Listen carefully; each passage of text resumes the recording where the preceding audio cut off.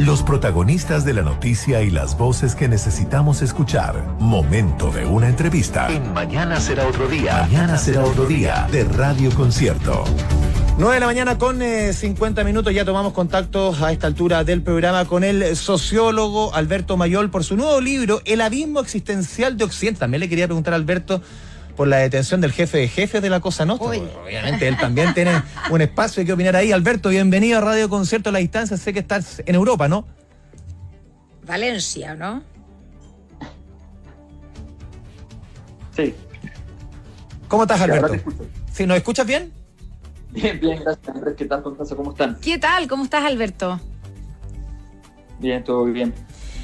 A ver, Alberto, preguntarte por tu nuevo libro, tu nueva publicación, El abismo existencial de Occidente. Nosotros estábamos acostumbrados a tus análisis, por ejemplo, y que fueron ampliamente reconocidos, leídos a nivel nacional, Autopsia de que murió la ley chilena, El derrumbe del modelo, el Big Bang, también que publicaste tras el estallido social del 2019. ¿Por qué poner el foco ahora, un foco más amplio, un foco más macro en lo que está sucediendo en el planeta en general?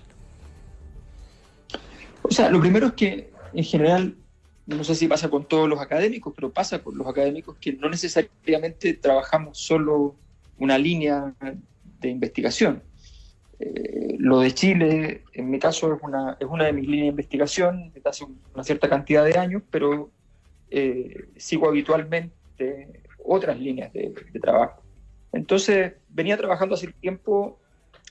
A ver, una de mis áreas de especialidad son las transformaciones sociales. Y en ese contexto es que hace como 6 años un ex profesor mío, acá en España de hecho, me dijo: ¿no te has atrevido a analizar la transformación de la globalización? Entonces le dije, no se me había ocurrido, que es distinto, le dije. Así que me parece buena idea, y me puse a trabajar en eso porque me pareció interesante. Y empecé a hacer pequeños proyectos de investigación sobre eso, y de repente me di cuenta que podía ser que estaba hablando de una cosa que debía ser más grande, y eso fue lo que derivó en este libro, que es haber...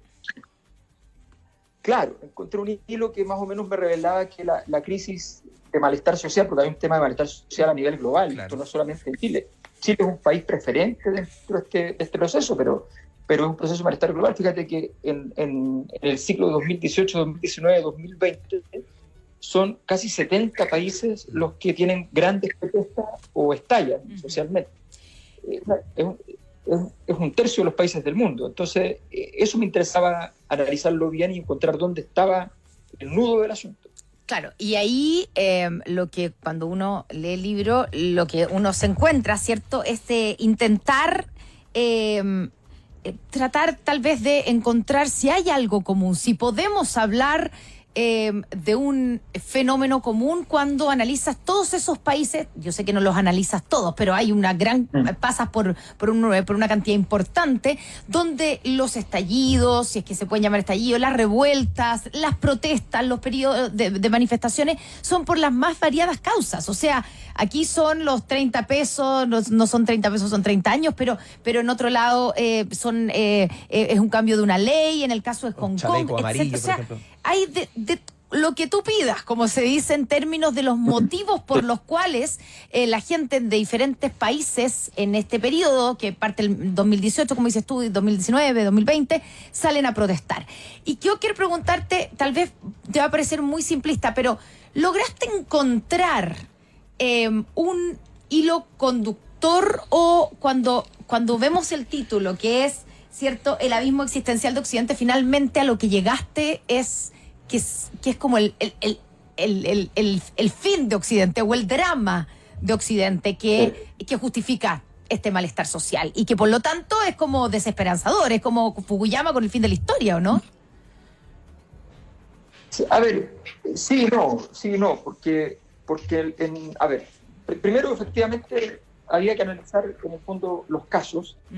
No, obviamente tratamos de hacer una radiografía de todos los casos. Una radiografía, me refiero justamente a una radiografía, no alcanza a hacer un escáner, ¿ya?, pero tener una radiografía al menos, y empezar a entender qué es lo que hay detrás. Y lo que hay detrás son muchos conflictos de distinto orden y todos tienen en común elementos de base cultural.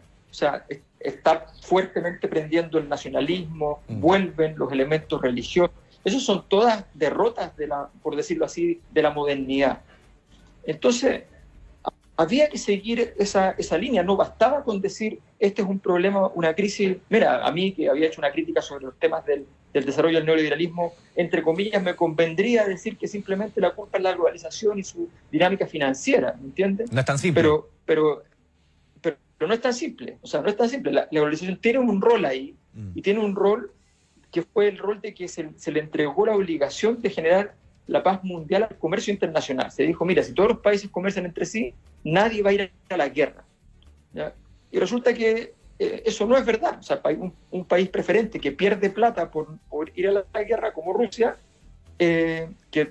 donde gran parte de su venta es a Europa, el 80% de los hidrocarburos que se consumen en Europa venían de Rusia, ¿ya? Resulta que va a la guerra, en el fondo, contra Europa.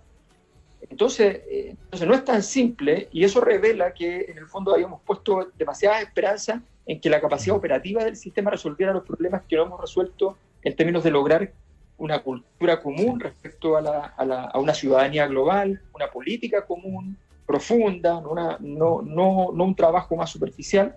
Entonces, en ese sentido es donde empiezo a ingresar a tratar de entender ese proceso. Y efectivamente voy encontrando muchos elementos, y este diagnóstico de un abismo tiene que ver con, Alberto, con la figura. ¿Sí? Sí, es que en ese abismo, que claro, me hace mucho sentido cuando yo leía tu libro, y por ejemplo, justo en esos días se entregaron la encuesta CEP en nuestro país, y yo lo cruzaba, por ejemplo, con esa pregunta, se le hacía a la gente la adhesión a la democracia, y que un 44% responda, a ver, o prefiero un gobierno autoritario, o definitivamente me da lo mismo si haya democracia o gobierno autoritario. Casi un 45% de la población, casi la mitad.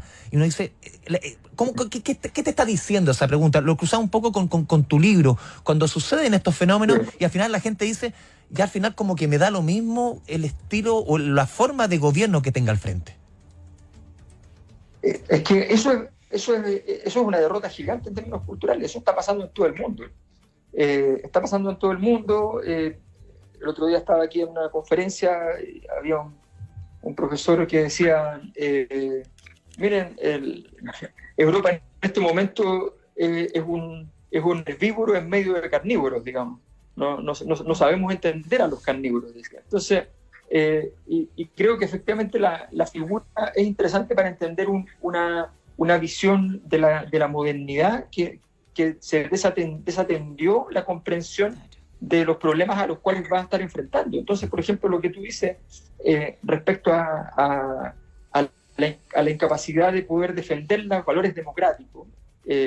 Yo estaba cuando presenté el libro en Chile, una persona hace la crítica y dice, mira, sí, pero Occidente ha sido una de las civilizaciones que más ha colonizado y ha violado los derechos humanos de muchas personas. Entonces yo le dije, sí, claro, exactamente. El punto no es ese. El punto es que la única civilización que puede violar los derechos humanos es Occidente, porque en ninguna otra civilización existe ese concepto. Entonces la gracia de nuestro proyecto occidental es que había un proyecto ambicioso, muy ambicioso, en el cual el poder no estaba fundamentado en algo externo a los ciudadanos, sino que estaba fundamentado en nosotros mismos. Claro. Si nosotros consideramos que es fantástico botarlo a la basura, es un gran error. Estamos pasando por un abismo gigante, quizás no salgamos, pero la verdad es que hay que empezar a ordenarse y empezar a preocuparse. Porque lo que tú dices respecto a la democracia, en Estados Unidos, que es el país que administra, entre comillas, políticamente Occidente, el 80% de la población no cree en la evolución de las especies. El 80%.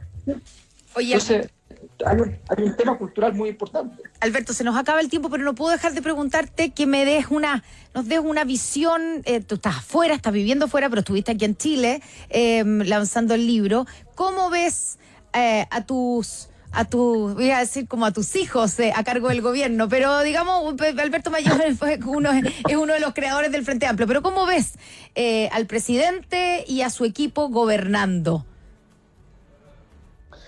Yo creo que de momento no han encontrado un camino y ha predominado una cierta una cierta levedad que no les permite gobernar bien. Gobernar es una cosa muy difícil, evidentemente, y desgraciadamente no tienes derecho, aunque es verdad que tienes que aprender, no tienes derecho a aprender muy lento.